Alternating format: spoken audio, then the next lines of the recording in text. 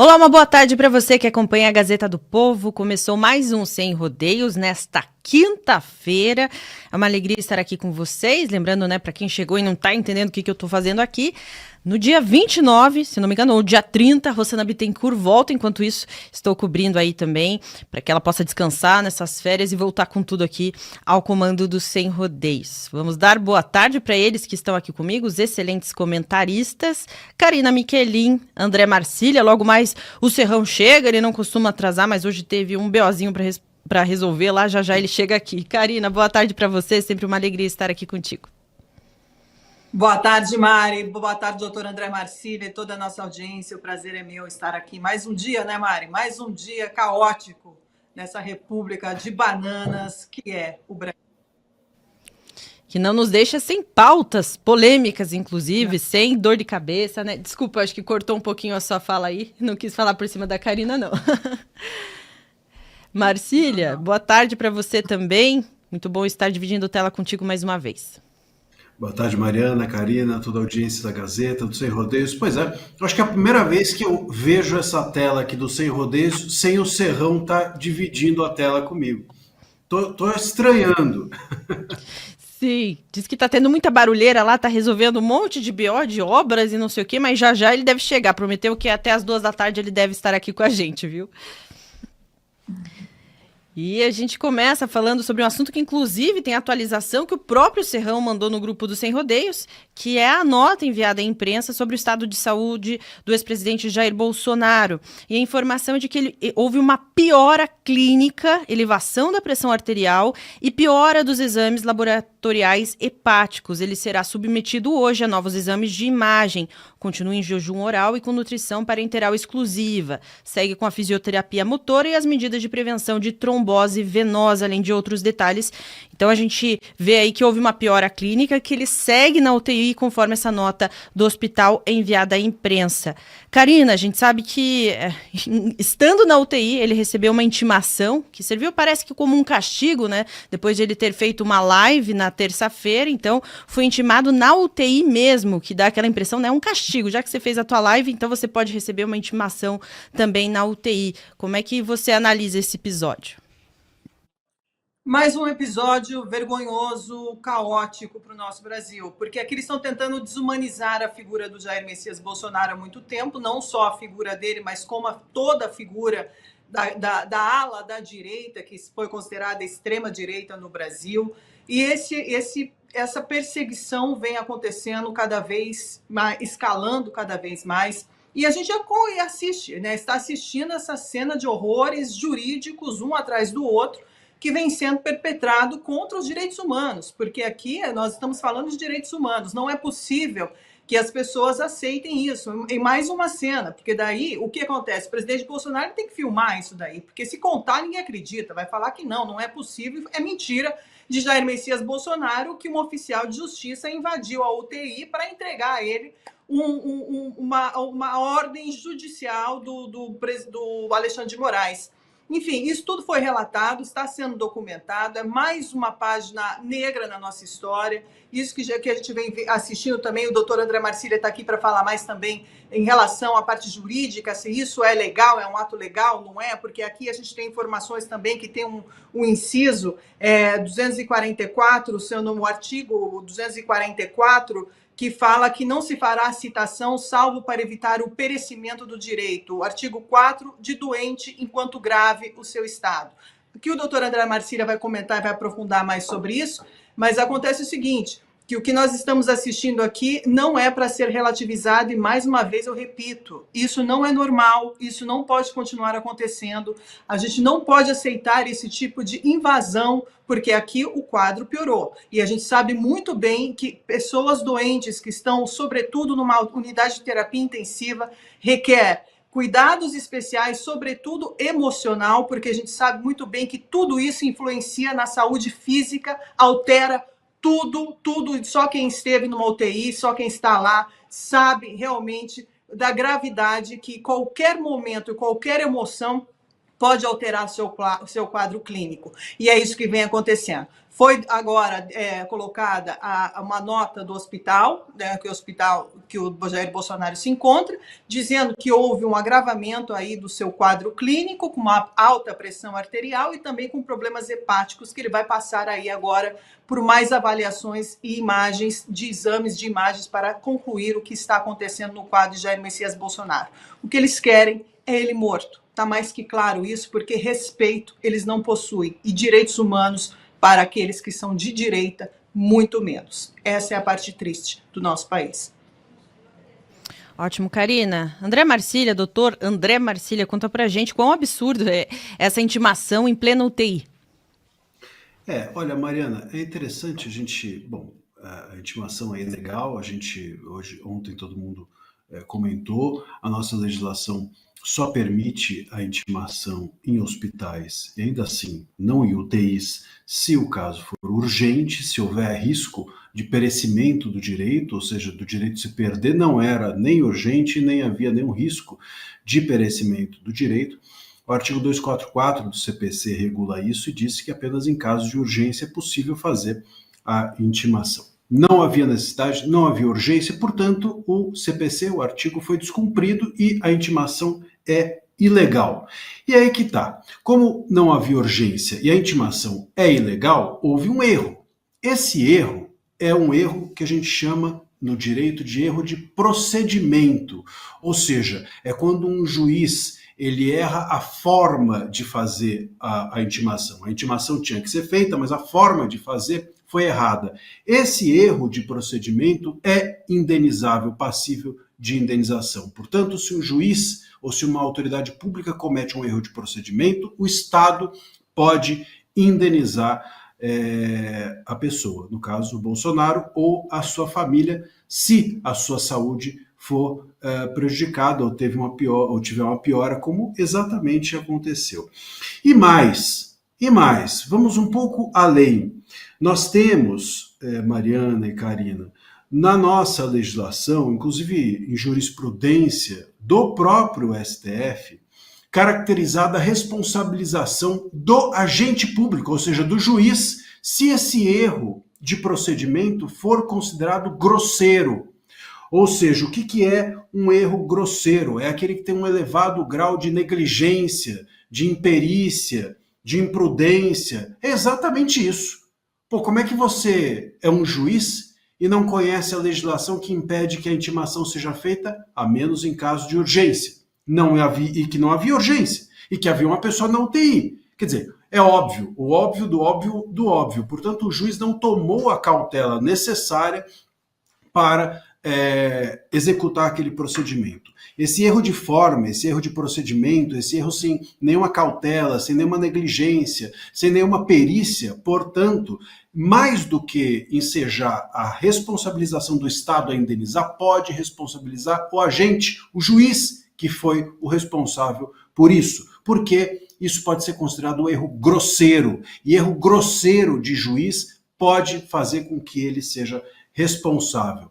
E a jurisprudência do próprio STF considera erro grosseiro de juiz justamente aqueles que possam implicar em prejuízo à saúde ou à vida. É isso que a jurisprudência do STF diz. Então, resumindo essa história, se o Bolsonaro teve, como a gente está vendo, uma piora à saúde, ou se ainda tiver outras pioras, se isso for demonstradamente relacionado, e me parece que é fácil fazer isso, mas demonstradamente relacionado à intimação, nós podemos ter o Bolsonaro processando o Estado, ou seja, o ato do Moraes gerando um prejuízo financeiro para nós, para o nosso bolso, o Moraes tirando do nosso bolso para o Estado pagar o erro dele ao Bolsonaro, e pode também resultar depois no Estado ajuizar uma ação de regresso contra o ministro por conta de que esse erro de procedimento foi grosseiro,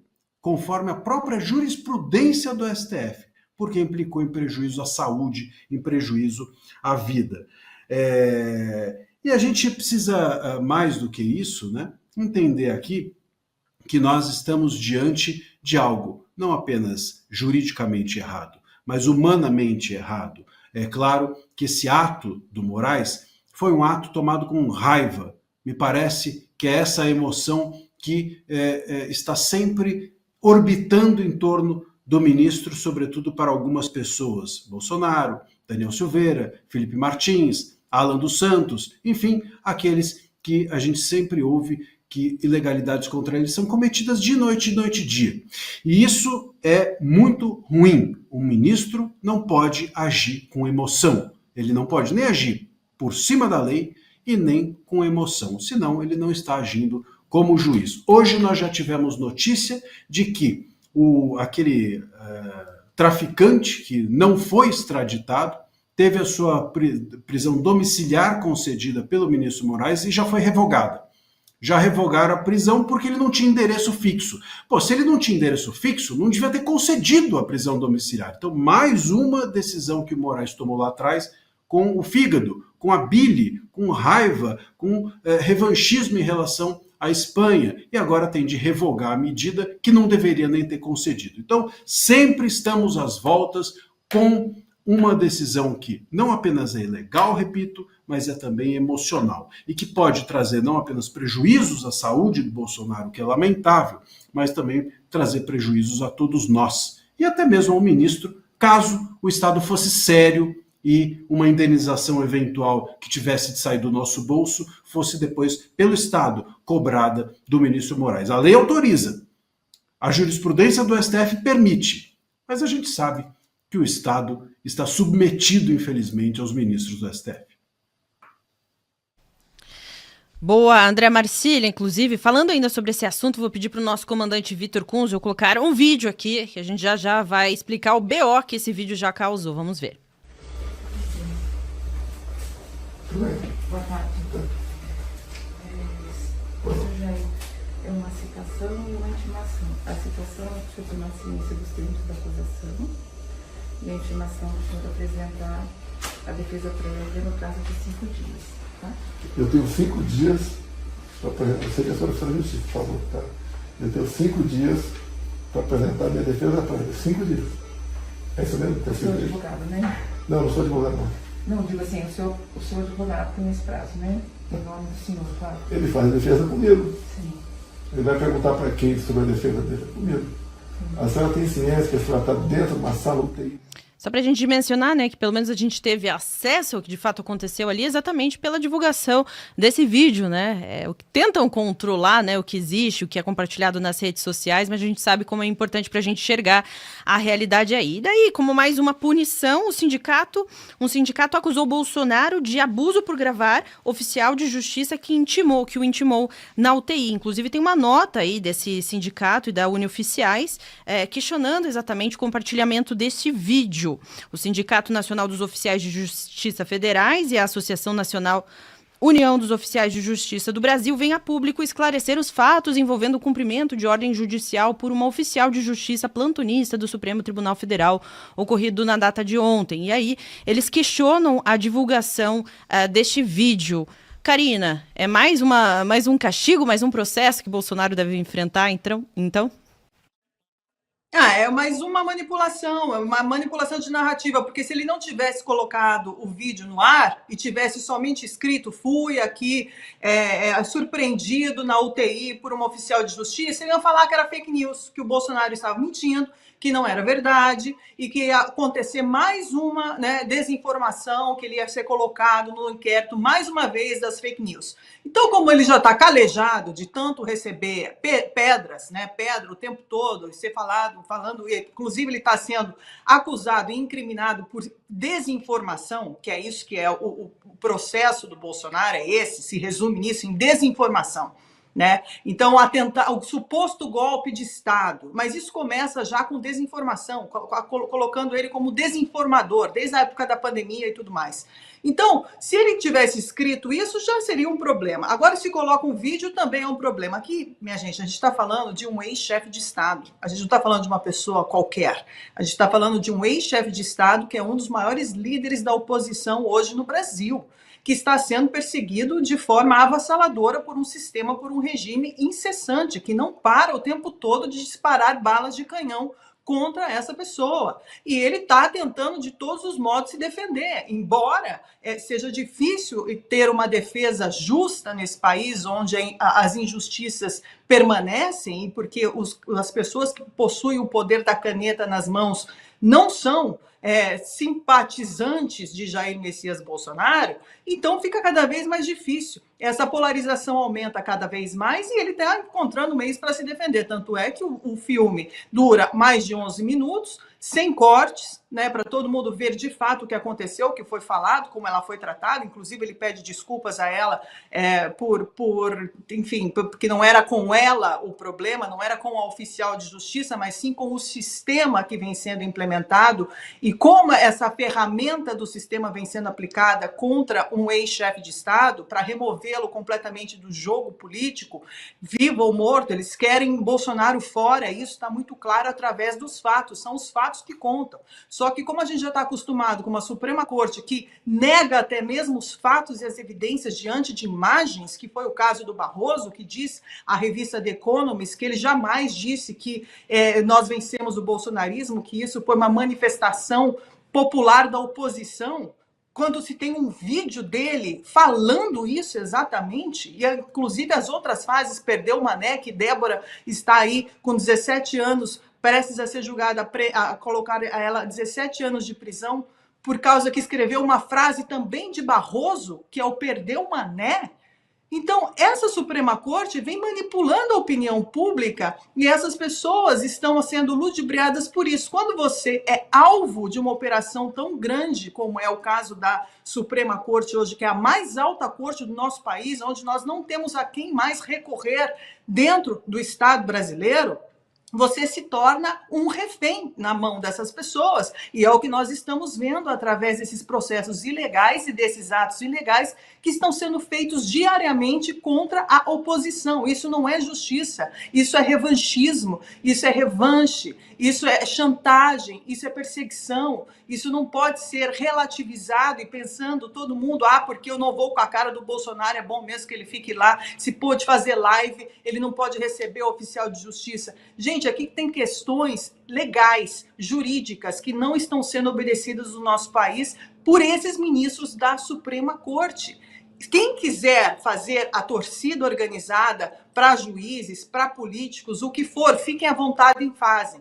Podem fazer, mas acontece que aqui nós estamos ajudando também que a nossa Constituição seja pisoteada e que os nossos direitos sejam extremamente removidos por defender coisas indefensáveis, que não se defendem, que sim, devemos apontar o dedo na ferida para que isso seja corrigido imediatamente. Caso contrário, estamos fadados ao fracasso e ao eterno flagelo de uma democracia que não existe mais, onde todos nós nos tornamos refém de um sistema completamente corrupto e capaz de destruir vidas e sem mesmo ter direito à humanidade, que é o mínimo que nós deveríamos ter como ser humano, e nem isso eles estão respeitando mais.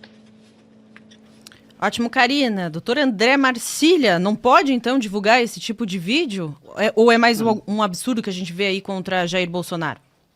Isso é uma bobagem, isso é bobagem. Isso é mais uma bobagem. Aliás, é incrível como agente público, né, se sente acima do bem e do mal. Veja, você é um servidor público, você está a nosso serviço, você entra numa UTI, você intima uma pessoa dentro de uma UTI e você não quer ser filmado. Agente público faz uma função pública. Aliás, todos nós aqui fazemos uma função pública e não somos servidores. Então, todos nós somos pessoas públicas, nós aparecemos em público, estamos em atos públicos, falamos para um público, portanto, se nós formos filmados, sim, a nossa imagem é divulgável. Nós não temos direito a proteger a nossa imagem em atos públicos ou se somos pessoas públicas. O servidor público, o nome já diz, ele é um agente nosso, é um agente público. Ele sim pode ser filmado, a imagem dele sim pode ser divulgada. É claro que você não pode constranger, humilhar a pessoa, mas isso não pode humilhar qualquer um, e filmado ou não. Então, se um oficial de justiça bater na tua porta, você xingar e etc., é possível que isso cause algum prejuízo a você. Claro, você não pode humilhar ninguém. Não é porque ele é um oficial de justiça. Mas você pode filmar até para sua proteção e divulgar, sim, se você achar que aquele ato é inadequado. O agente público, no caso, o oficial de justiça, ele não estava na sua casa, ele não estava comendo torradas com o seu filho, ele estava cumprindo uma função pública, de interesse público, sendo um agente público, é tudo público, então a imagem dele, nesse caso, é pública. E não tem proteção, ponto. É simples assim. É revoltante que nós estejamos num país em que um ato desse acontece e o problema que o Estado entende, ou que certas pessoas que pertencem ao Estado entendem, é que a filmagem é que foi o errado. A filmagem foi a única coisa certa nessa história. Se tem uma coisa aqui que não foi errada, foi a filmagem. E a única que o Estado quer buscar contestar. É impressionante, é revoltante. A gente realmente está de ponta cabeça, o Estado está do avesso. Repito, você se é uma pessoa pública, se você é um ator de novela, se você é um juiz, se você está nessa função porque quis. O cara que é oficial de justiça, ele prestou concurso, ele foi para isso porque ele quis. Ele poderia estar atrás de um balcão protegendo a sua imagem. Ele quis estar numa função pública, ele tem o dever de se colocar, portanto, a todos nós, e os seus atos são de interesse público, porque eles são atos que envolvem a todos nós e que interessam à sociedade. Então, a filmagem, nesse caso, é, inclusive, não apenas um direito, mas é um dever do cidadão para mostrar como é que o Estado age, nesse caso, de forma ilegal. Estava a mando do ministro, mas era o longa-manos, né? Era a extensão da ordem do ministro, mas a atitude do oficial de justiça faz parte da ordem, faz parte do ato e, portanto, também goza de interesse nosso, de interesse público. Tem todo o direito o Bolsonaro de filmar, tem todo o direito de expor a imagem. Está errada essa visão aí dos oficiais, lamentavelmente querendo provavelmente fazer uma proteção corporativista. A gente precisa retomar a ideia de que servidores servem ao público, por isso chamam-se servidores públicos. Ótimo, André Marcília. Enquanto isso, a gente vê também outro destaque na Gazeta do Povo, inclusive matéria escrita pelo nosso colega Guilherme Grande. Lula demite presidente afastado do INSS por suspeita de fraude contra aposentados e pensionistas. A gente estava discutindo aqui ontem na Gazeta do Povo sobre mais um escândalo aí que envolve o governo Lula, inclusive indicados por Lula, inclusive irmão do Lula, né, que preside um dos sindicatos aí, que é alvo agora da Polícia Federal. Só que a gente vive um momento, né, em que o combate à corrupção não ganha tanto destaque no Brasil. A gente vê que até em outros momentos, em outras épocas de Lava Jato, as pessoas comentavam mais sobre esses escândalos, né? A impressão é que a gente vê que está sendo até abafado esse último escândalo. Como que você tem visto, Karina? Será que vai acabar em pizza essa também? Olha, as pessoas estão achando que esses escândalos aconteceu agora porque o Lula, no governo Lula, que resolveram deflagrar essa operação que vem acontecendo pela Polícia Federal, sendo que é algo que começou em 2019 no governo Bolsonaro. Essa narrativa que a gente está vendo aqui, não é não?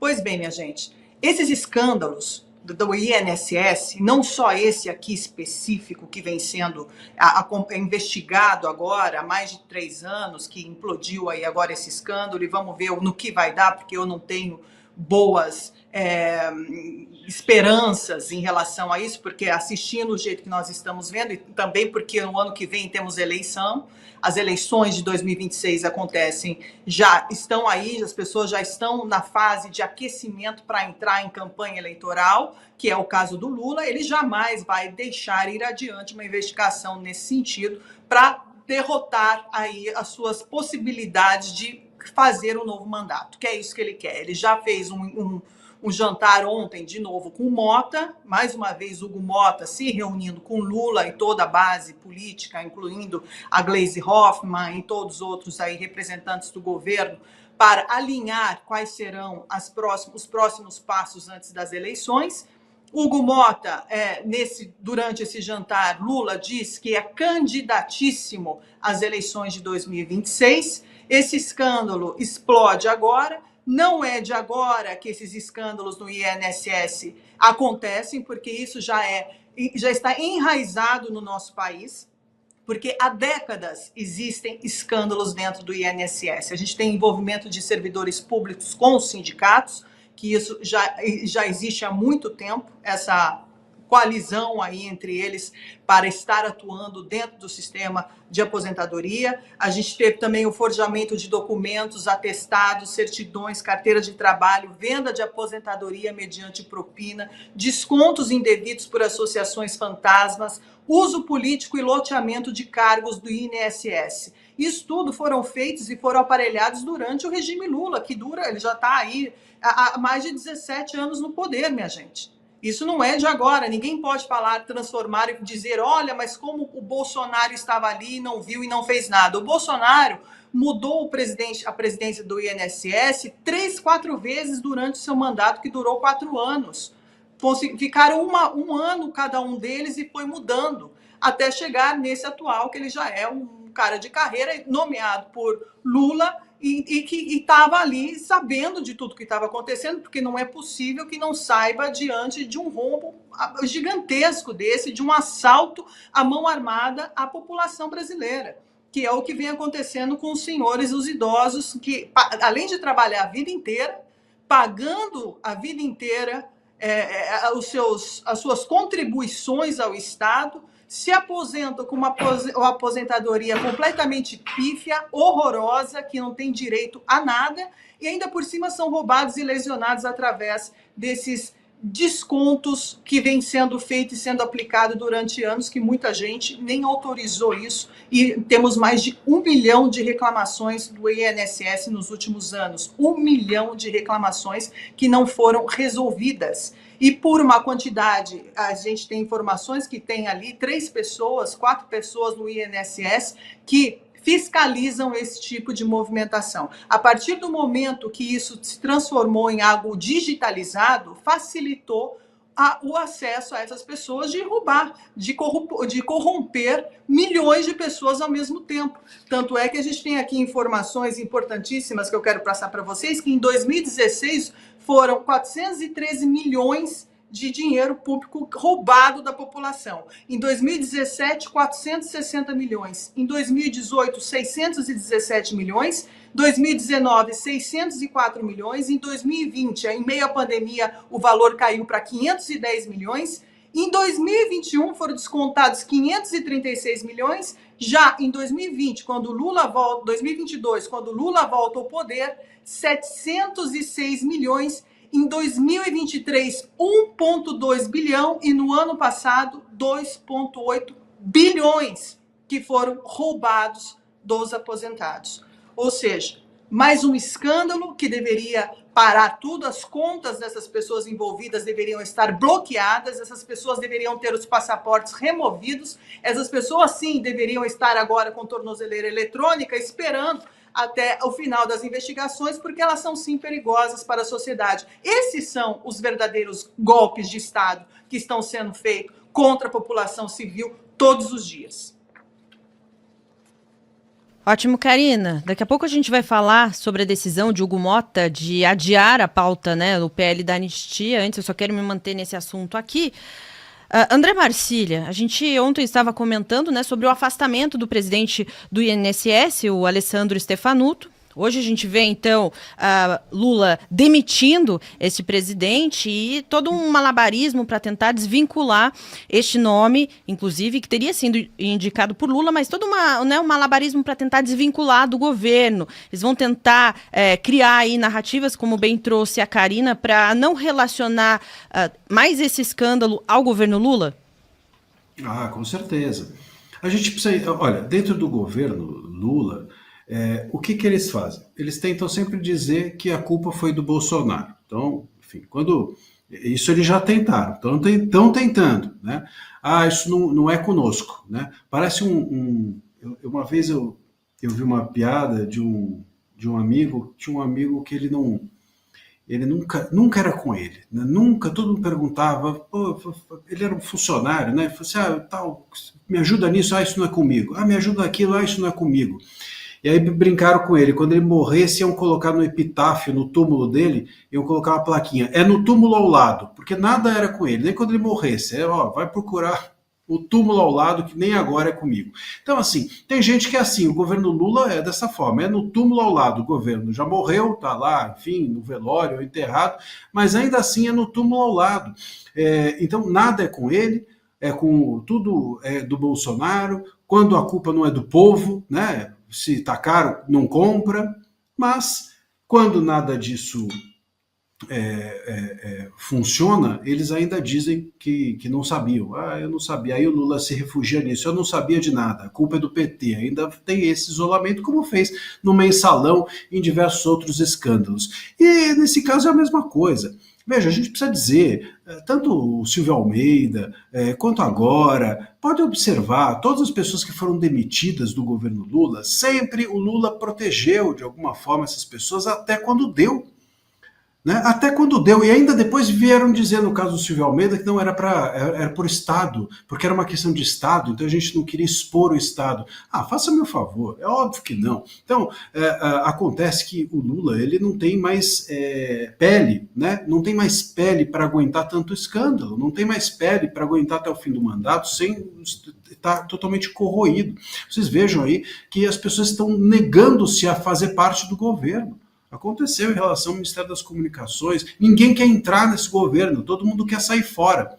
Por isso eles, inclusive, estão se aliando às pessoas, às alas mais radicais do governo, do partido, do PT, do Lula. Amigos, apenas as pessoas mais próximas estão topando. Daqui a pouco só está a Janja e o Alckmin, porque o Alckmin, se der com um bastão de beisebol nele, ele não vai embora. Não sei o que acontece, mas enfim, é muito duro o couro do Alckmin e continua aí firme e forte, talvez esperando que o sol nasça para o seu lado um dia. E não vai nascer, porque o Lula não deixa ninguém florescer perto dele. Não é? E o próprio Haddad, a própria Janja, enfim, ficam ali aguardando, mas aguardando em vão. Então, o ponto é o seguinte, nós temos um escândalo, esse escândalo é absurdo, esse escândalo não nasceu no governo Bolsonaro, esse escândalo foi permitido pelo governo Lula, nós tivemos, inclusive, informações salvo engano, do TCU, de que emitiu alertas de que isso estaria acontecendo, houve avisos, o governo não estava alheio a isso, ninguém foi pego de surpresa, e o Lula protegeu e está protegendo até onde pode, tanto as pessoas que estão ao seu lado, quanto a sua própria imagem. Mas quem que acredita nisso? Quem ainda acredita nisso? Então, essa é a grande questão. O Lula esses dias também falou, olha, eu sou aqui, imagina como vai ser o Brasil depois do governo Lula, imagina se a extrema-direita tomar o poder, fala dele, né?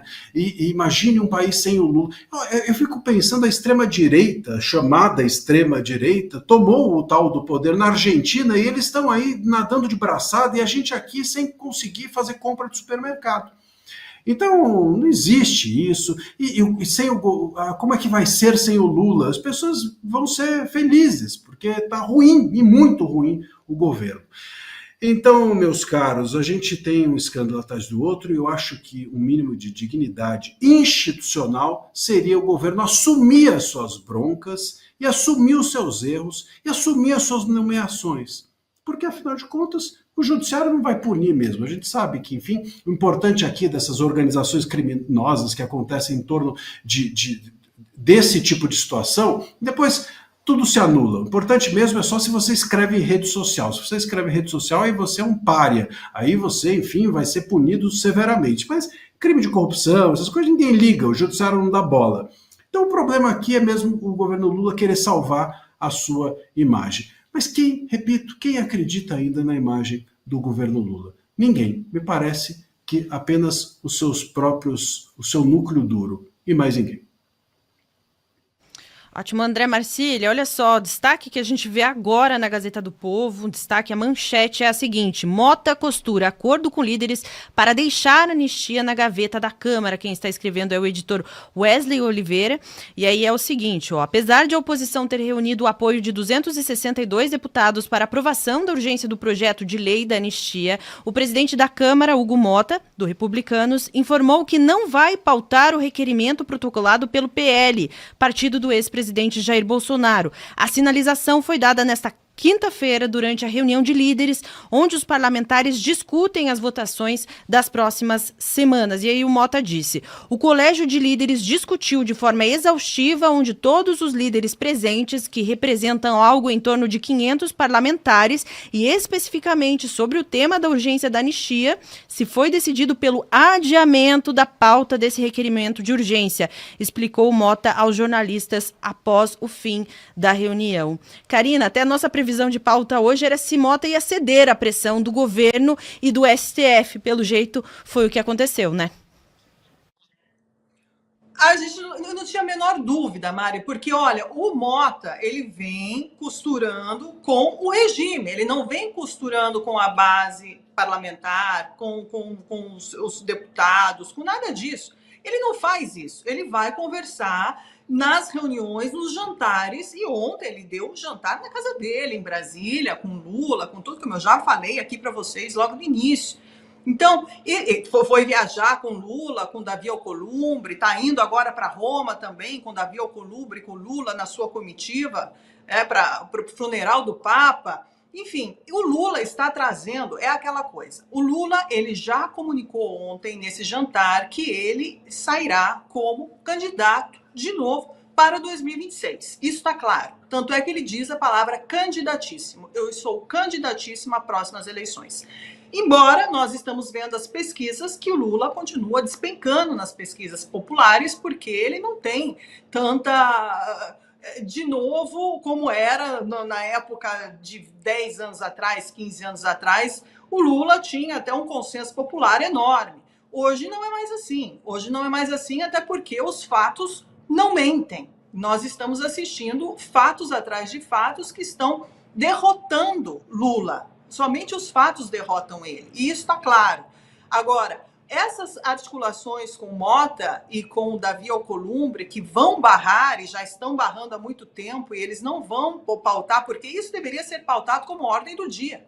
Ele diz que isso não é uma ordem do dia para os problemas que o Brasil enfrenta, que esse tipo de pauta não deveria ser a prioridade do país agora, nesse momento, que a principal pauta hoje é a econômica, porque o povo quer saber de comer, o povo quer saber de pagar a conta de luz, o povo quer saber de fazer o seu supermercado no final do mês. Só que tudo isso, gente, o próprio regime também destruiu.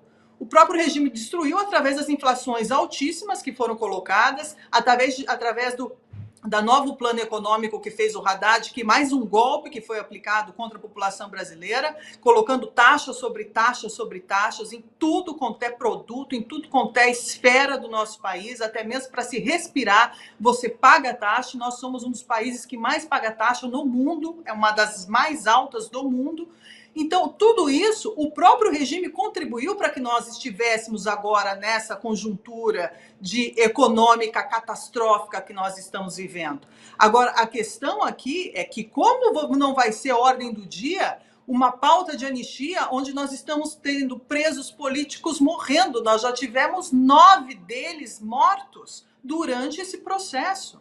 Pessoas que foram presas, que foram negligenciadas pelo Estado, começando por senhor Clériston, que foi um dos primeiros a morrer na prisão, nas mãos do Estado, porque foi negligenciado o seu estado de saúde, assim como também nós temos o caso da dona Dalgisa, que também está sendo comentado aqui. Nós temos várias pessoas anciãs que estão passando por problemas de saúde gravíssimos dentro. Nós tivemos pautas também e problemas com pessoas presas políticas por suicídio. Nós tivemos inúmeros casos e continuamos tendo. Aqui nós estamos falando de direitos humanos. Se para o poder, os poderes, esses direitos humanos não têm nenhuma validade, que é o que a gente já entendeu, porque a vida humana não vale absolutamente nada para essas pessoas, porque eles só veem todo mundo como números, código de barras, para ver quanto que essas pessoas vão poder dar ao Estado e quanto o Estado vai poder roubar dessas pessoas através daquilo que elas produzem.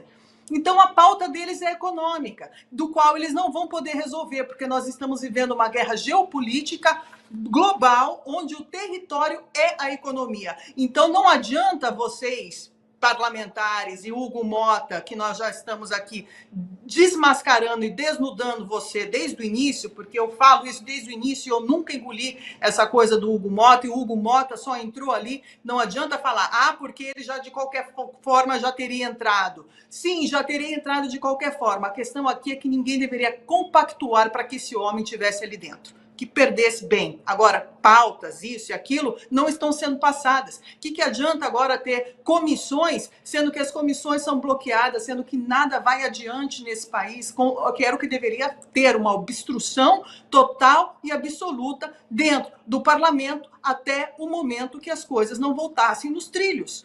E isso não está sendo feito porque os famosos acordos da lá da cá, que é o que acontece dentro dos corredores de Brasília, que é um balcão de negócio, continuam sendo feitos e costurados através desses jantares, do qual todo mundo ali tem rabo preso e está sendo coagido em algum momento, uns coagidos, outros agindo de má fé, e outros sendo omissos diante de uma situação tão grave diante do nosso país hoje, que são essas pessoas que estão pagando com a própria vida e por crimes que não cometeram. Eles não veem isso como ordem do dia, mas isso é uma ordem de justiça, e a justiça tem que ser feita, mas ela não está sendo feita. Muito pelo contrário, ela está sendo pisoteada em cima com os corpos.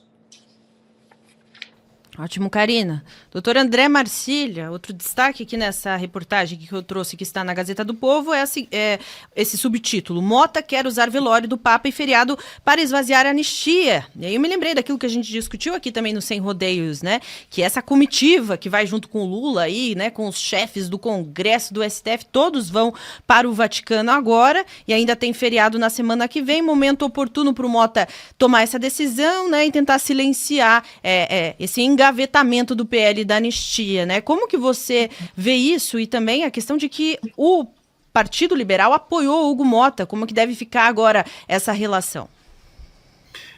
Bom, começando pelo fim, né, a gente precisa também entender que o PL, o Partido Liberal, ele não é um partido unanimemente, né, aliado ao Bolsonaro, né? Ali há uns setores e setores que pensam, inclusive, de forma contrária, né? A gente tem assistido até essas manifestações e não é um partido único, né? Com unidade. Enfim, pode ser que em algum momento isso aconteça, pode ser que isso se conquiste, mas hoje não é. Então, não sei se haverá ou poderá haver uma caça às bruxas ou qualquer coisa do gênero, ou se obter essa unidade dentro do PL. Agora, o que me espanta aqui é que o Mota ele parece... Quando eu era pequeno, eu queria faltar à escola e eu ficava inventando desculpa toda hora, né? Então, estou com dor de dente, aí eu estou com dor de barriga, estou com dor na cabeça, aí hoje está chovendo, né? Aparecia o tempo um pouco mais nublado, eu virava para minha mãe, hoje está chovendo, só para faltar na escola, ver se eu convencia a minha mãe. Todo mundo sabia que era mentira, eu queria mesmo era dormir um pouco até mais tarde, eu não queria enfrentar aquela prova de matemática mais difícil, tinha brigado lá com alguém, estava com receio de entrar na escola, enfim, essas covardias que a gente tem quando a gente é menino, mas que a gente não pode ter quando a gente se torna homem, e que a gente não pode ter quando a gente se torna o chefe de uma casa legislativa. Então, é mais ou menos aquele ditado, ou exerce o seu cargo, ou sai da moita. É um pouco isso. Precisa dizer que veio, né? Desculpe até a expressão grosseira, mas é um pouco isso. Chega dessa história, está todo mundo vendo que isso é bobagem, todo mundo vendo que isso é mentira, está todo mundo percebendo que ele está se esquivando para lá e para cá. Então, venha a público e diga, eu não vou pautar a anistia e eu vou resistir porque eu estou apoiando o governo. Ou eu não vou pautar a anistia porque se eu pautar a anistia, eu vou no jantar e acabo jantado. Fala, pô! ou então paute a anistia, ou então saia do cargo, fala, eu não tenho condições de exercer esse cargo porque eu não consigo tomar uma decisão. O que não dá é para a gente ficar nesse jogo de empurra-empurra, porque se esse jogo de empurra-empurra for exatamente isso, o exercício desse cargo, se um cargo de presidência for aquele que te faz capaz de ficar fugindo dos seus colegas, fugindo de pautar alguma coisa, se é isso que te habilita a estar nesse lugar, então acabou o Congresso. Então acabou o Congresso. As casas legislativas são uma verdadeira piada. Você consegue imaginar os ministros do STF dizendo assim, poxa, a gente quer pautar aqui um caso e o Barroso está fugindo. A gente quer pautar um caso e o Barroso, cada hora vai para um lado, vai viajar para lá, vai viajar para cá e não está pautando o caso que a gente quer pautar. Você imagina isso? A gente imagina todo tipo de absurdo dentro do STF, mas esse não. Porque existe uma coragem ali institucional de todos, ou até mesmo individual, de enfrentar os assuntos. E isso a gente precisa reconhecer como um mérito. É um mérito que nos atrapalha, nos constrange, nos faz mal, porque eles só pautam o que não nos interessa e só julgam de uma forma que não é a que a Constituição prevê, mas há uma coragem. É isso que não dá. Não dá é para não ter uma coragem institucional em alguém que está exercendo um cargo desse. Ou, repito, se isso é ter coragem, se é isso que é exercer o cargo, se estar nesse lugar é ter a capacidade de ficar correndo para debaixo da mesa, bom, meus caros, então parece que o próprio Congresso está se humilhando. Eu acho que o que precisa se entender é isso. Está todo mundo vendo, está todo mundo entendendo, e se isso continuar assim, o que o Mota está fazendo é humilhando a instituição, é humilhando os seus colegas. Repito, se ele não quer pautar, se ele não quer anistia, venha a público e diga. Se ele está sendo pressionado, venha a público e conte. Se ele é a favor, venha a público e paute. Agora, se ele não consegue fazer nenhuma dessas coisas, venha a público e renuncie. E vai fazer outra coisa, pô. Excelente, André Marcílio. Olha só, outro destaque que tem a ver sobre isso, esse desrespeito ao próprio Congresso, é o seguinte, o presidente da Câmara vai debater dosimetria das penas com quem? Com o STF, aproveitando essa viagem aí, né, que pelo jeito interessou muito a todos eles. A viagem ao Vaticano também deve ser usada por Mota, segundo seus interlocutores, para que ele aborde, junto ao ministro Luiz Roberto Barroso, presidente do STF, a questão da dosimetria das penas aos condenados do 8 de janeiro de 2023. Ou seja, vai estar entregando mesmo para o STF aquilo que era o Congresso que deveria estar resolvendo, né, Karina? Exatamente. Mais um atropelamento. Isso não se faz. Você não discute esse tipo de assunto dentro de um avião privado em rumo a Roma ou dentro de um jantar dentro da tua casa. Isso é diz respeito ao Congresso. É o povo que decide. E são os representantes do povo que devem ter autonomia e as prerrogativas para que isso aconteça. E não uma panelinha que define o destino de todos nós. Não está correto. Não são eles que decidem o nosso destino, mas sim aquelas pessoas que foram colocadas através do voto popular para que essas pessoas briguem e lutem para a defesa da população civil. Não tem ninguém que defende mais a população civil aqui nesse regime. Ninguém. Nós estamos vendo pessoas com chavos, conluios que defendem máfias, que defendem pessoas que estão ali agindo como mafiosos, dando as mãos para os outros e tentando se fechar no seu ciclo para proteger o sistema. E quem está protegendo o povo aqui, minha gente? Quem é a pessoa que está lutando pelo povo? A não ser o povo que está aqui se submetendo a cada dia, a cada hora, a esse tipo de approach, esse tipo de contato que essas pessoas estão fazendo em relação a essa situação que foi criada. Uma situação completamente catastrófica para todos nós, porque aqui não tem saída. Agora, você resolver uma questão de anistia dentro de um voo, junto com o Barroso, que já explicitou inúmeras vezes que ele é contra a anistia. Agora, fazer dosimetria de pena, essa dosimetria de pena já deveria ter sido feita logo quando começou todos esses julgamentos, que são julgamentos ilegais, ilícitos. Já começa por aí. Do jeito que esses julgamentos foram feitos e como estão sendo aplicados, até o doutor Sebastião Coelho se afastou do caso do Felipe, Felipe Martins, ele fez uma declaração há poucas horas dizendo, no dia de ontem, se eu não me engano, dizendo que havia se afastado do caso, que ele não seria mais o advogado Felipe Martins. Primeiro que ele precisa cuidar da saúde dele, e ele tem todo o direito de fazer isso, porque sem saúde nós não podemos combater absolutamente nada. E isso é um ponto já que não se discute. E o segundo ponto é que o doutor Sebastião, que é um ex-desembargador, diz o seguinte, que diante do debate que ele teve com Alexandre de Moraes, com Carmen Lúcia, com Fux e com esses ministros, durante a audiência que ele teve nessa semana, ele percebeu que ali já está decidida a pena. E isso está claro para todo mundo, porque o que a revista The Economist fala, e todo mundo vem aqui falando, é o seguinte: como que esses juízes já estão dando a sentença sem que o processo e as investigações e o processo acabe?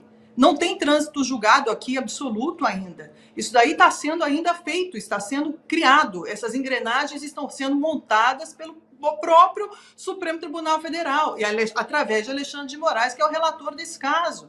Que é ele que comanda todas as provas, que é ele que constrói todas as provas junto com a sua Polícia Federal, que ele diz que é uma Polícia Federal completamente imparcial, quando não é imparcial em relação a esse caso aqui que nós estamos falando, em relação ao suposto tentativa de golpe. Então isso tudo não deveria nem estar sendo falado, a anistia não deveria nem estar sendo cogitada, porque é um slogan político. Esses crimes sim deveriam ter sido, que não são crimes, muitas das pessoas estão presas injustamente, isso aí deveria ser anulado, completamente anulado, se existisse dentro do país, dentro dessa Suprema Corte, as divergências entre os juízes. Os juízes ali não estão tendo divergências, nós temos um ou dois que estão divergindo de algumas coisas, mas estão corroborando para que esse processo ilegal vá adiante.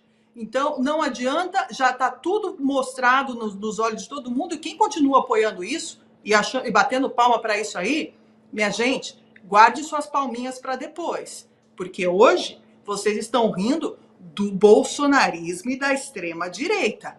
Amanhã será vocês, e não vai ter ninguém para defender vocês. Prepare-se.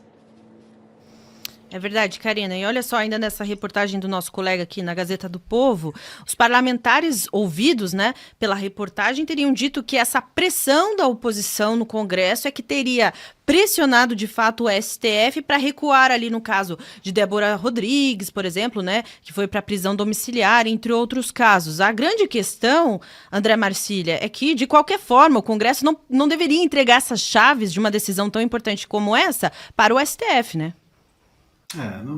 Mas o Congresso, veja, ele está tendo agora a grande chance de sair por cima dessa história, que é brigar pela sua prerrogativa, que é levar a anistia adiante.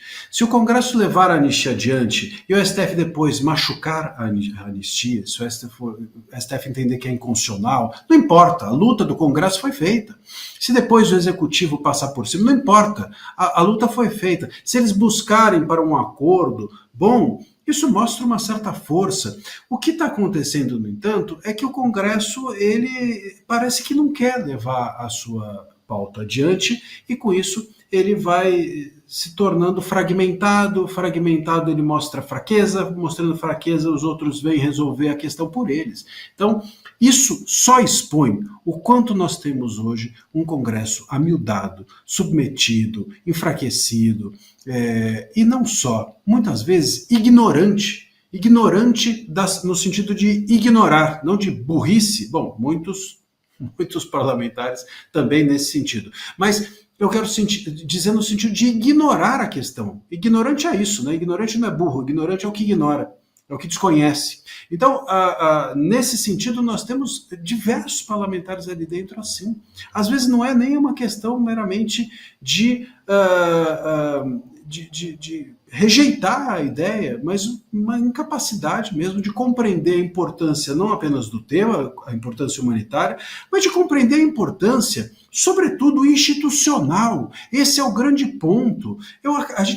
Acabei de mencionar agora, o STF, eles já viu policial abordando? Vou fazer uma analogia aqui. Quando você sempre tem dois policiais em uma abordagem, no mínimo. Quando um policial aborda o outro está sempre ali perto. E pode reparar, mesmo que um deles se precipite e prenda uma pessoa que não deve prender, o outro imediatamente vai lá e dá cobertura. O outro pode não concordar, mas vai dar cobertura. É assim que é, por quê? Porque um protege o outro, porque os dois estão sozinhos, às vezes, no meio de uma multidão. É exatamente isso que o Congresso não entende. Eles estão ali sozinhos, no meio de uma multidão de Executivo e STF, que querem acabar com eles, e eles ficam andando, olhando para cima, como se não fosse com eles, como se se essas questões não fossem relevantes para eles do ponto de vista institucional, não fosse inclusive uma questão de sobrevivência. Se o Congresso não servir para nada, como não tem servido, nós passaremos a ter um país governado por uma Suprema Corte aliada a um Executivo. Quando nós trocarmos o Executivo, e o Executivo deixar de ser um Executivo de esquerda e se propuser a não ser aliado do STF, o STF já terá uma força tão grande que não servirá mais de nada. O Executivo será uma espécie de filho de um pai forte, que é o STF, e nós teremos um Congresso acovardado. Então a única chance do país é o Congresso reagir, demonstrar força, demonstrar capacidade de reação institucional. E eles estão aí andando para lá e para cá como se isso não fosse com eles. Ou como se isso não fosse com a gente, porque eles estão lá a nosso mando. Eles estão lá em representação à nossa vontade. Então, infelizmente, é um dia atrás do outro, é uma pauta atrás da outra, e a gente sempre vê a mesma situação. O Executivo batendo palma para um STF forte e o Congresso agindo como se estivesse na Suíça. Ou em um país muito pior, mas enfim, como se estivesse tudo bem, né? Na Suíça nesse sentido. Antes estivéssemos na Suíça, né? Mas sem se preocupar, sem haver uma preocupação com o que está acontecendo no país, entregando aos demais as pautas que eles deviam abraçar, acolher e brigar por elas. É verdade, Marcília, até sobre essa questão do executivo, né? É impressionante ver como tem aceitado e se submetido a isso. Por exemplo, aqui ainda nessa reportagem, cita a ministra Gleisi Hoffmann das Relações Institucionais, dizendo que a anistia, a mediação ou redução de penas poderia ser discutida no Congresso. E aí, depois dessa repercussão, a ministra recuou e afirmou que eventuais revisões de pena aos réus do 8 de janeiro cabem única e exclusivamente ao STF. Já o ex-presidente Bolsonaro aí se manifestou contra essa modulação de penas como forma de barrar aí uma anistia irrestrita. Ele reforçou, então, a modulação de penas não nos interessa, redução de penas não nos interessa. Nós queremos a anistia ampla, geral e restrita. É uma tentativa aí, Karina, de silenciar essa movimentação, a opinião pública pedindo pelo PL da anistia, diminuindo aí, dizendo, né, como se tivesse resolvido o problema da Débora, por exemplo, colocando ela em casa, sendo que ela ainda não tem total liberdade. Como que você enxerga essas movimentações? Esse é o grande perigo. O perigo é esse. Quando eles fazem essa redução de pena e vão pegar casos próprios específicos, esses casos midiáticos que tiveram eco na mídia. O caso da Débora, o caso da senhora Dalgisa também, que está em andamento, mas até agora ninguém se pronunciou e deveriam se pronunciar, porque o caso dela é gravíssimo. Fora outros que não estão mais aqui para poder se defender, porque morreram, né? Nós temos 9 já mortos.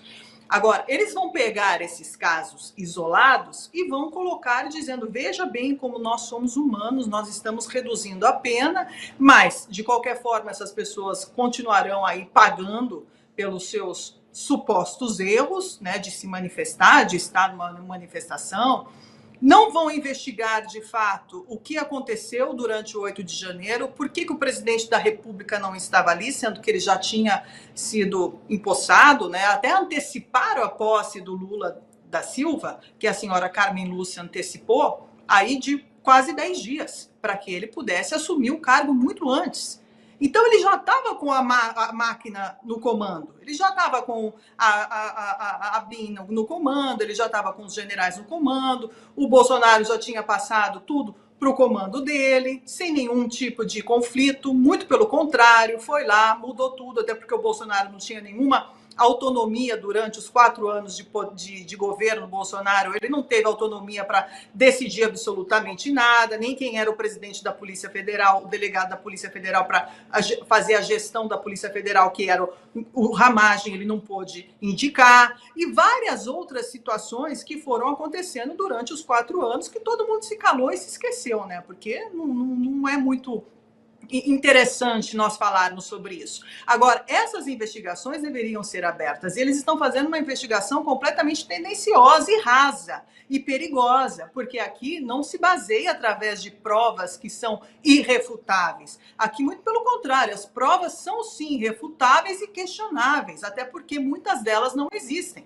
Foram simplesmente colocadas ali para jogadas no meio de um monte de situações, até que isso está sendo discutido até mesmo no Supremo Tribunal Federal, em relação à abordagem a essas investigações que são abertas, quebra de sigilo telefônico, quebra de sigilo bancário e tudo mais, se isso deve atingir somente o alvo ou fazer o phishing expedition que foi feito durante essas investigações ilegais de Alexandre de Moraes, fazendo a pesca probatória, que foi o que aconteceu, e que ele diz que não, mas existe sim, existe, e qualquer pessoa, principalmente juristas, identificam a pesca probatória durante todos esses anos de investigações que estão sendo feitas.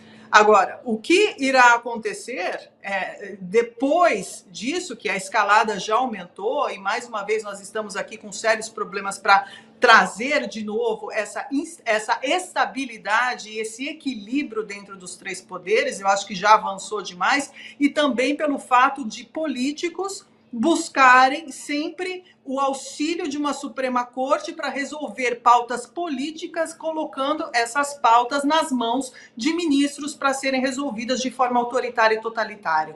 Agora, todos os políticos pagarão, não interessa se é de direita, esquerda ou de centro, porque eles deixaram nas mãos dos juízes decisões que deveriam ser colocadas nas mãos da população e nas mãos de um sistema legislativo e também do Congresso, que deveriam ter as ações e decisões embasadas nessas pautas em relação à população civil. Isso tudo foi pisoteado, mais uma vez. Agora, o avanço disso daí é sem precedentes. E para voltar atrás será muito difícil. A Gleisi Hoffmann teve um momento aí de lucidez, mas já foi barrada e já foi cortada as suas asinhas em relação a isso tudo. Mas, repito, pau que bate em Chico, dá em Francisco. E essa polarização não será só paga. Agora quem está pagando é a direita, que está pagando um sério preço em relação a isso, um alto custo em relação a tudo isso. Mas amanhã, logo mais, o jogo vira. E aí os mesmos algozes, os mesmos personagens que estão lá em cima sendo endeusados, serão crucificados mais uma vez, como já foi no passado, por essa mesma Gleisi Hoffmann. Ótimo, Karina. Marcília, o pessoal está comentando aqui, né? Alguns comentaram no chat sobre como dá até um desespero, né? Ouvir e refletir sobre esse assunto, né? Parece que não tem mais saída e a gente sabe como esses presos do 8 de janeiro servem de base aí para essa narrativa de que houve tentativa de golpe e tudo mais e para tentarem chegar aos principais alvos que a gente sabe muito bem quais são. Ainda assim, dá para ter esperança em relação ao PL da anistia? Vai depender tanto assim do Congresso se mexer, que a gente está vendo que está difícil, vai depender ainda mais de pressão internacional, a opinião pública tem que ser ainda mais forte. O que é possível fazer? Ainda dá para ser otimista? Olha, Mariana, alguma coisa vai acontecer. Não tem como isso ficar da forma que está, né? Os próprios ministros do STF sabem. É impensável você seguir com um país em que uma pessoa, por exemplo, comete crime de assassinato e simplesmente pega uma pena menor que a outra que picha uma estátua e supostamente deu um golpe sem nem entrar em prédio público. Não tem como. Como é que você segue assim? Isso, aí você fala, não, mas quem deu isso aí foi um juiz lá do fim do mundo. Não, foi o ministro do Supremo Tribunal Federal. Imagina, ainda tem esse nome. Então, para mim, Supremo é só de frango, aquele prato de frango à milanesa.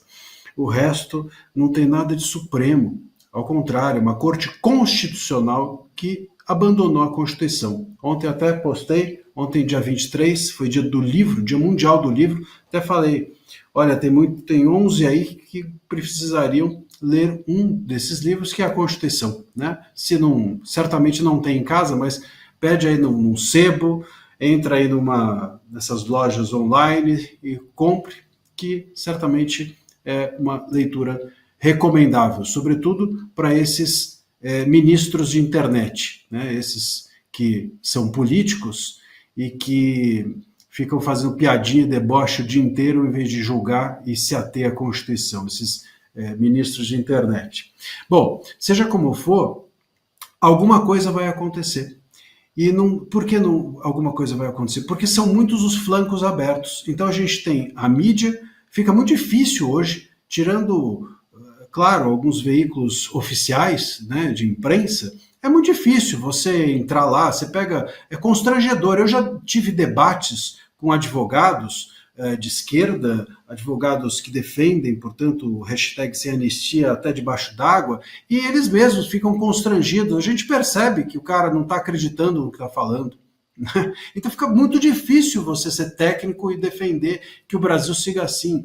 É muito difícil a mídia continuar acreditando que pode ser profissional e agir assim. Muito difícil o judiciário seguir dessa forma. Muito difícil os ministros terem respeito das demais instâncias, de segunda e primeira instância, dos seus colegas, né?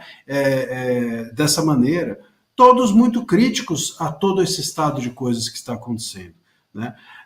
Agora, e fora as luzes que vêm de fora a visibilidade que nós temos lá fora e que certamente incomoda o STF, como vimos aí na reação adolescente do ministro Barroso na sua nota oficial à revista Economist. Então, são muitos os flancos abertos. Alguma coisa acontecerá. A gente só não sabe quando, como e de que forma. Infelizmente, essa resposta a gente não tem, mas que vai acontecer, vai acontecer. A minha visão é de que quando houver a sensação de que essa anistia, ou esse indulto, essa revisão das penas, seja como for, por quem for, quando eles perceberem que isso que é possível fazer isso de tal maneira que não favoreça o Bolsonaro, e aí eles vão fazer. É isso que me parece estar segurando todo mundo até agora. A possibilidade disso favorecer o Bolsonaro surgir como um ator político importante no ano de 26, que é um ano eleitoral, assusta e muito ao Executivo e ao STF. O STF morre de medo, a meu ver, de que o Bolsonaro volte ao poder. Morre de medo, inclusive, de que o Senado seja um Senado de direita e um Senado bolsonarista, ou forte para pró-Bolsonaro, porque isso pode fazer com que os impeachments dos ministros siga adiante. Esse é o grande ponto. Então, se eles sentirem que eles conseguiram, de alguma maneira, controlar o impacto do Bolsonaro nas eleições do ano que vem, e fazer isso, a Karina estava dizendo, não é só se ele não estiver entre nós. Mas tem a tentativa que eles estão fazendo, que é condená-lo, que é provavelmente restringir as redes sociais deles depois da condenação, impedir que ele suba em palanque, impedir tudo, impedir amordaçar ele, engessar, botar num sarcófago dentro da casa dele e não deixar ele sair. Mas enfim, eles vão tentar alguma coisa. Se eles sentirem que isso foi obtido, provavelmente em troca vem essa anistia. Eu acho que a coisa tende a acontecer por aí, isso é lamentável, porque politicamente será uma derrota para todos nós. O bolsonarismo não é um ato criminoso. Ser bolsonarista faz parte do jogo político, mas é um jogo, o bolsonarismo assusta muita gente, porque se o Bolsonaro tiver as mãos livres para atuar politicamente, se o Bolsonaro puder voltar ao poder, a esquerda, meus caros, nunca mais consegue eleger ninguém, porque o bolsonarismo é muito forte no país, nas redes sociais, e é por isso que eles tentam controlar redes sociais, tentam controlar o Bolsonaro, tentam controlar o bolsonarismo, para ver se a esquerda consegue emplacar algum governante no ano que vem. Ótimo, Marcília. Agora outra quentinha. Acabou de sair aqui na Gazeta do Povo também. Texto de Guilherme Grande. Lula confirma indicado de Alcolumbre para comandar Ministério das Comunicações. A gente até estava prevendo conversar aqui sobre a recusa do deputado Pedro Lucas Fernandes, do União, de aceitar, então, o Ministério das Comunicações, aí até sinalizando que o governo Lula não vai bem das relações ali. E agora a gente vê um nome que, inclusive, foi indicado por Davi Alcolumbre. Já estava prometido, já era um nome que estava circulando ali, outras vezes indicado também por Davi Alcolumbre, ex-presidente do Senado. Como que você vê esse nome, Karina? Tudo costurado nos bastidores, através de jantares, é o famoso toma lá da cá. Né? A Gleisi Hoffmann já havia noticiado que o Pedro Lucas já faria parte aí do Ministério, mas depois foi criticada por ter feito esse post, esse anúncio de forma apressada, que não foi verdade, porque ele recusou o convite.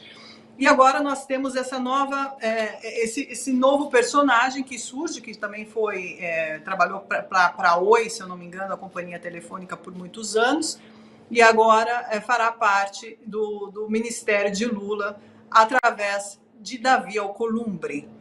Gente, é tudo um jogo sujo, tão sujo, que é até difícil a gente ficar comentando aqui, porque aqui não é questão de meritocracia, nada disso. Vamos buscar aquelas pessoas para trazer esses ministérios e ficarem imparciais. Tanto é que o Lula deveria ter feito a reforma ministerial dele, e até hoje ele não fez. Fez aí, trocou alguns nomes, tudo também não agradou muita gente aí de todas as alas partidárias, do qual estavam esperando ser nomeados para determinados cargos, e ele não fez. O que ele fez? Ele trouxe de novo o seu bando, o seu grupinho fechado ali, Gleisi Hoffmann, Padilha.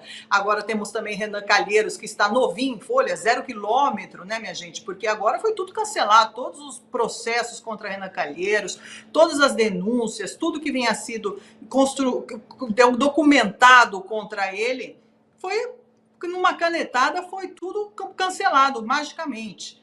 Nós temos também José Dirceu, que também foi tudo cancelado magicamente também através do Supremo Tribunal Federal, e agora eles estão de novo fazendo esse aparelhamento, que não é nada de novo, isso já nasceu velho. Esse famoso aparelhamento de Lula já vem há muitos anos, é o famoso, aqui a gente fala que o único país no mundo que conseguiu aplicar Antônio Gramsci foi o Brasil, que ele conseguiu, de fato, aparelhar todas as instituições. E aqui a gente volta a falar de novo do INSS. O INSS também é completamente aparelhado. Isso já vem sendo dito há décadas sobre os governos petistas, porque há décadas vem sendo dito sobre o aparelhamento do serviço público com as sindicatos sendo usados, aparelhados para roubar, para corromper o cidadão brasileiro, porque eles não roubam somente para ficar ricos eles mesmos, eles roubam para um plano de poder, para que eles possam ficar cada vez mais fortes, cada vez mais invencíveis durante as campanhas eleitorais, porque quem ganha as eleições? Quem são as pessoas que mais se aproximam de ganhar as eleições no Brasil? Aquelas que têm mais dinheiro, aquelas que têm mais poder, aquelas que podem corromper qualquer um, porque todos aqui, essas pessoas que participam desse jogo político, têm um preço, e eles sabem disso. Então eles roubam para ter muito dinheiro, para poder corromper o maior número de pessoas possíveis e se perpetuarem no poder, que é isso que eles vêm fazendo. Agora, o Sidônio, até mesmo o Sidônio, que é o novo marqueteiro aí do PT, que também está tentando apagar um incêndio atrás do outro, começando já pelo que aconteceu com o Pix, né, que queria taxar o Pix, que foi ali uma pá de cal dentro do governo Lula, do regime Lula também, que foi um escândalo completo, e o Nicolas Ferreira fez um vídeo que bateu aí mais de 100 milhões de visualizações, desmascarando, desnudando mais uma vez o regime que se paga de pai dos pobres, pai dos menos favorecidos, dos mais vulneráveis, são os primeiros que dão a punhalada nas costas dessa classe. é a classe que destrói, que transforma todo mundo entre pobres e miseráveis, e continuam transformando pobres e miseráveis, porque são esses aí que eles precisam para se perpetuarem no poder. Porque agora vem as campanhas eleitorais, durante esse ano que já começou, porque aqui o governo Lula, o regime Lula, não tem um plano de governo para melhorar o país, para evoluir o país, nada disso. Ele tem um plano para continuar no poder. E agora o que ele faz? Discurso populista, discursos para pegar trouxa. Vamos baixar o preço da gasolina agora. Agora, nos próximos meses, vocês verão ações atrás de ações comandadas por Sidônio, que é o marqueteiro do Lula, para tentar ludibriar mais uma vez a opinião pública, fazendo crer que ele sim está pensando no povo, mas na verdade os efeitos que nós veremos nos próximos anos, que não são tão rápidos e imediatos assim como nós vemos através da economia, demora um pouquinho para a gente ver os resultados catastróficos, que já estão aí, já estão pipocando aí entre todos, e todo mundo sabe, porque todo mundo tem uma vida econômica ativa, até mesmo os mais vulneráveis precisam de dinheiro para sobreviver e para comer, estão vendo que não estão tendo. Agora, eles vão reestruturar todo esse marketing político, que é a ordem do dia do Sidônio é essa, de tentar limpar a imagem de Luiz Inácio Lula da Silva para que ele venha como candidato a 2026 e pior, eles já estão apontando Luiz Inácio Lula da Silva como o vencedor de 2026 nas eleições, porque dizem sempre que quando um presidente está no poder, está fazendo benfeitorias, está trazendo resultados à população, está dando dinheiro, a economia está funcionando, ele se reelege. Para vocês entenderem o mundo distópico que essas pessoas estão vivendo. Continuam falando mentira, continuam fazendo uma narrativa mentirosa que se está transformando em hegemônica, que todos os meios de comunicação estão falando e repetindo, quando, na verdade, a realidade é totalmente outra.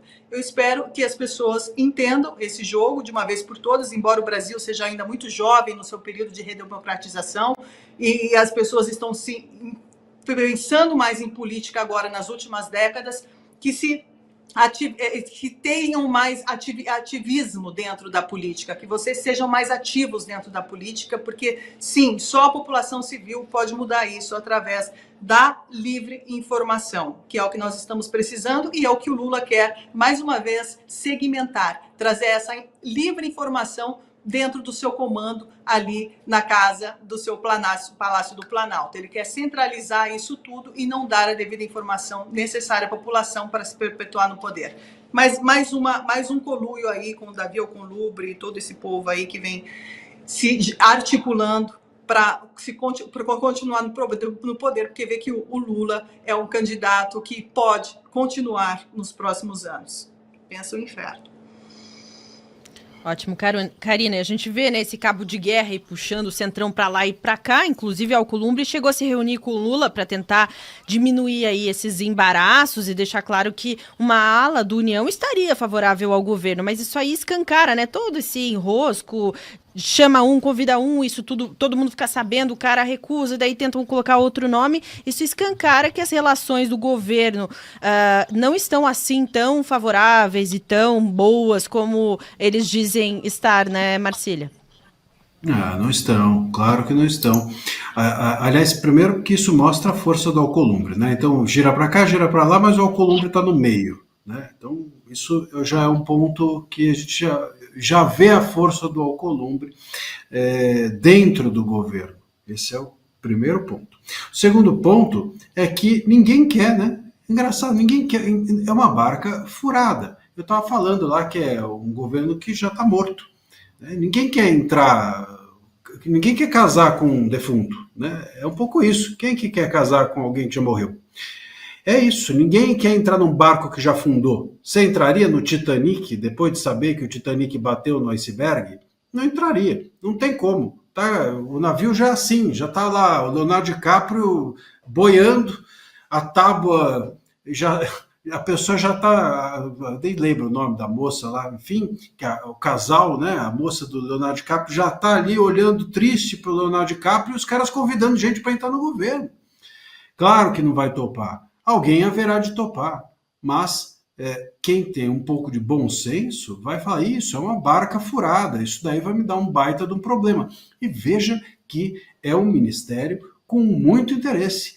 você tem ali dentro do Ministério das Comunicações algumas minas de ouro, como os Correios, não é?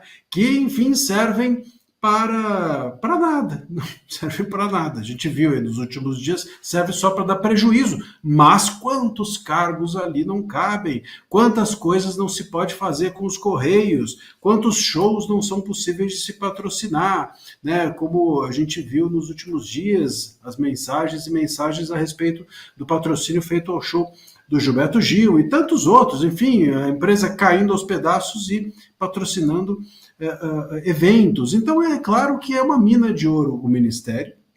No entanto, a gente precisa lembrar que as pessoas têm um pouco de critério e olham para isso e falam assim, bom, isso pode me prejudicar adiante. E nem é um prejuízo, veja só, hein, é o governo. O governo muito dificilmente tem algum problema judicial nesse país. Se fosse um governo de direita, eu até poderia dizer assim, pô, o cara não quer entrar porque amanhã ele está sendo investigado. Mas não é assim, é um governo de esquerda. O cara entra lá, amanhã ninguém está vendo o que ele faz, né? A não ser que ele se exponha muito ou que tudo venha à tona muito rápido. Mas, não sendo o caso, esse não é o receio é de queimação de filme mesmo. A gente está aqui às voltas com gente que não quer entrar no governo porque vai ficar com o filme queimado. Embora seja um baita de um cargo interessante à beça. Né? Olha em que momento chegamos. Né? Você convida ali a pessoa para uma viagem para um grande país, um hotel 5 estrelas, a pessoa não topa. É isso, é um grande cargo, mas a pessoa não topa porque sabe que é uma furada, sabe que pode se prejudicar a sua imagem. Alguém haverá de topar, como aconteceu novamente, uma indicação aí do Alcolumbre, maravilha, o jogo tem que seguir, né? Não tem como ficar com um cargo vago, embora, sinceramente, entra gente, sai gente do Ministério, sobretudo esse aí, não faz a menor diferença. Se o cargo tivesse vago, não acho que mudaria muito, mas de qualquer maneira, precisa ter alguém. E tendo alguém, vai ser uma fria, né? Mas sempre tem alguém que topa, ainda que uma fria. Isso daí também nos leva a uma reflexão de que dentro do governo, do porquê que dentro do governo Lula, nesse momento, em alguns meses atrás, nós sempre temos pessoas que estão ligadas ao núcleo duro do Lula, ao núcleo duro do governo, ao núcleo duro do PT, ao núcleo duro das esquerdas, inclusive. Então vai lá Gleisi, aí é cotado Boulos, aí aparece o Dirceu, aí aparece não sei quem, cotam-se esses nomes, né? Porque apenas essas pessoas hoje são fiéis a esse governo. São apenas as pessoas que pertencem a um núcleo histórico do PT ou um núcleo histórico de amizade, de parceria, de companheirismo, já que o Lula gosta desse termo, de companheirismo com o próprio Lula. Só esses é que estão hoje ao lado dele. Vamos nos lembrar que não faz alguns meses até o Cacai, que é historicamente um advogado entusiasta do PT, fez uma cartinha ao Lula dizendo que não consegue mais conversar com o Lula, que o Lula não recebe mais ninguém, etc. Então, todo mundo que podia desembarcou. Embarca e fica quem não pode sair, ou quem, enfim, topa tudo. Né? É um momento lamentável do governo. Seria cômico se não fosse o nosso governo. Seria cômico se tudo isso não fosse com o nosso dinheiro. Ótimo, André, Marcília, Karina, muito obrigada pela companhia, né? Sempre muito bom ouvir suas análises. Lembrando que para o pessoal, que daqui a pouquinho tem entrelinhas, então o pessoal não desistir de ficar aqui, que tem muita coisa para a gente comentar e trazer de informações aqui ainda na Gazeta do Povo, né, Karina? Sem dúvida, aqui a programação não para, Mari. Você já está aí também tem que fazer clone seu, né? Para poder continuar fazendo todas essas sessões aí, uma atrás do outro. Irmã gêmea dela. Você e o Lucas Saba. Você e o Lucas Saba também, os dois.